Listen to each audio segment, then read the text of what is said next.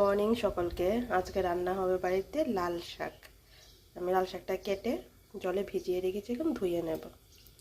কড়াইতে তেল গরম করতে দিয়ে দিয়েছি।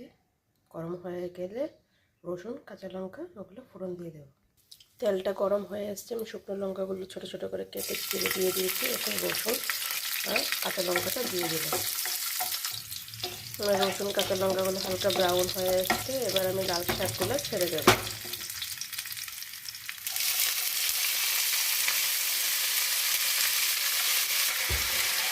ওকে একটু নাড়াচাড়া দিয়ে মিশিয়ে নিই, একটু সিদ্ধ হওয়ার জন্য ঢেকে দেব। দেখুন লাল শাকটা মজে এসছে এবং সেদ্ধ হয়েও এসছে। এখন এতে আমি একে একে হলুদ আর নুন দিয়ে দেব। সামান্য পরিমাণে হলুদ আর নুন দিয়ে দিয়েছি, এবং এটাকে মিক্সড করে দেব। মিক্সড হয়ে গেছে, এটাকে একটু ঢেকে দেব হওয়ার জন্য।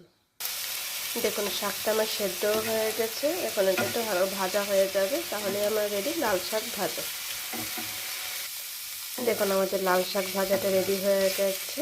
গরম গরম ভাতের সাথে শীতের দিনে সার্ভ করে দিন। টেস্টি। যদি ভালো লেগে থাকে লাইক কমেন্ট শেয়ার করে দেবেন, সাবস্ক্রাইব করে দেবেন।